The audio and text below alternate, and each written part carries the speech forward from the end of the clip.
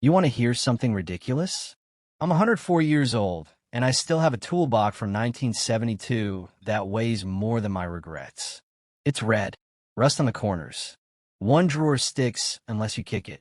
Inside, old wrenches, bolts that don't fit anything anymore, a receipt from a hardware store that doesn't even exist now. I haven't built a thing in 20 years. My hands shake. My grip is weak. I couldn't tighten a screw if the house depended on it. So why do I keep it?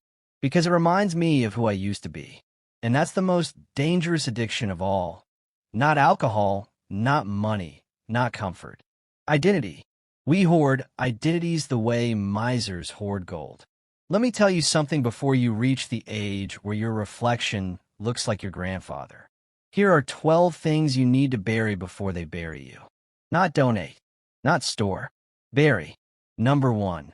Bury the version of you that no longer fits. When I was younger, I was the strong one. The man who lifted furniture alone. The one people called when something broke. The one who never asked for help. At 89, I slipped in my garage, trying to carry something I should have let go of. Pride weighs more than refrigerators. Strength is seasonal. Let the old version of you die with dignity before it dies with humiliation. Number 2, bury the furniture of a life that already happened. I had a dining table that seated 12. Mahogany. Beautiful. Do you know how many people sat at it in my last decade? 2. Me and silence. We keep big tables because we're afraid to admit the guests aren't coming back. Sell it. Buy something that fits your present, not your nostalgia. Number 3, bury the need to win every argument. In 1986, I didn't speak to my best friend for 5 years over politics. 5 years. We reconciled at a funeral. Isn't that poetic? 2 stubborn men shaking hands over a coffin. Ask yourself this. Would you rather win, or would you rather keep them? You can't always have both. Number 4, bury the storage unit. If you need a building outside your house to store things you don't use, you don't own those things. They own you. Every month you pay rent to your past. Iämted mina åt 91. You know what I found? Boxes labeled important. None of it was. Number 5, bury the fantasy that your children owe you. I raised 3 kids. Fed them. Clothed them. Paid for braces.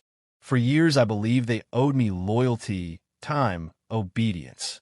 No, children are not investments. They are arrows. Your job was to aim them well, not to tie a rope around them. When I stopped expecting repayment, they started visiting more. Funny how that works. Number 6, bury the trophy case. I had plaques, awards, certificates framed in gold.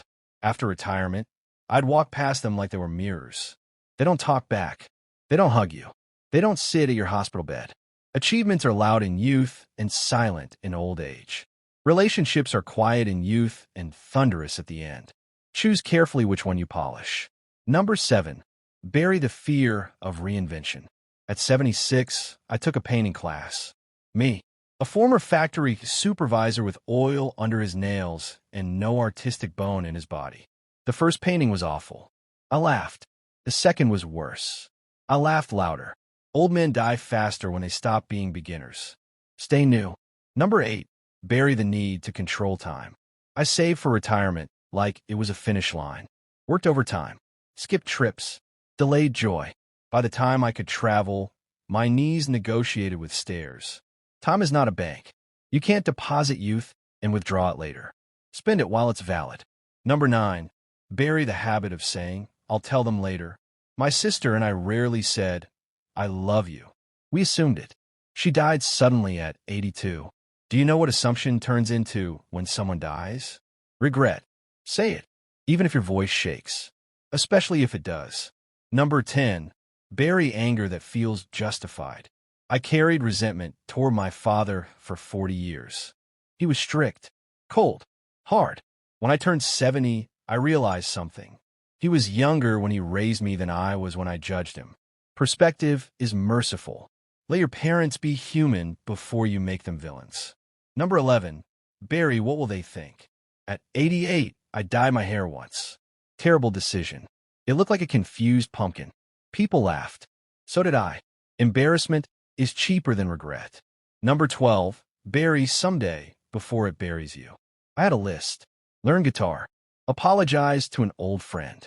See the ocean one more time. I crossed off 2 of them at 97. Why did I wait? Because I believed in a future that wasn't promised. You think you have decades. You might have Tuesdays. Treat Tuesdays like treasure.